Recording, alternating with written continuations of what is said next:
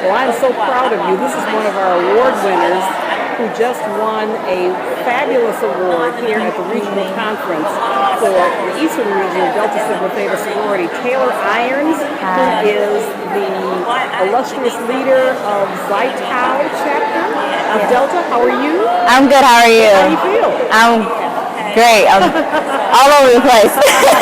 That's super. Yes. Well, coincidentally, you're from the St. Louis area. I am. So tell us about your home, where you're from, and then tell us about Ferguson, what you know. Sure. I'm from St. Louis City, so I've always lived in like North City or downtown area. I grew up there, and it's like home. Ferguson. I actually lived in Ferguson for a brief period of time. Back in, I think, 4th grade. For me, Ferguson is predominantly black. It's kind of a poor area. For the citizens of Ferguson, it's more so they're just really enraged because the story that the police are telling is not really the story that numerous eyewitnesses are telling, and their voices aren't being heard. Witnesses aren't really being interviewed as they should. As far as like the riots on Sunday, the people who were causing the damage weren't from the city of Ferguson. They were citizens from the St. Louis area that came over, as well as, I apologize. So they were really not from, they may have come from outside of the area. Exactly. To incite a lot of damage and criminal activity while they're there. Exactly. So what's your take on Michael Brown and his death and the aftermath that happened as a result of his death? I think his death was definitely a tragedy, and it was unnecessary. The force that the cop used was totally uncalled for, just from the story of like his friend who was with him at the time during the incident. Really, the only problem with the officer had was that they were crossing the street, like jaywalking, and so just to shoot someone for basically no reason of jaywalking in the middle of the street and like having them like leave his body out for 4 hours on the ground was just like a terrible thing and so disrespectful in my opinion. I think the citizens are just like fed up. A lot of the times the Ferguson police stop people of colors, particularly black people, and the police department itself only has one black officer.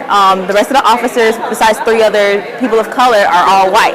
I would say even the chief of police of Ferguson doesn't even live in Ferguson. He actually lives in Chesterfield, which is a predominantly white, affluent neighborhood far from Ferguson. All the violence that takes place in Ferguson, and then finally some quiet, peaceful, respectful protesting that happens. Yes. What do you think is going to come as a result of all this activity this week where the entire world is really watching Ferguson? I believe that justice will be in our favor.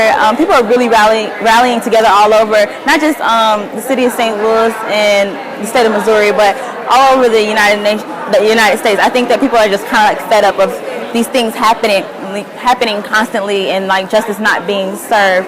I would say for the residents, although there's like uproar on Sunday night, the subsequent days, like they were really peaceful protests, or just like standing there with signs or like shouting out phrases, like or holding up their hands, and there wasn't like violence towards police, and like a lot of police force was like heavy artillery or throwing like not bombs, but smoke bombs.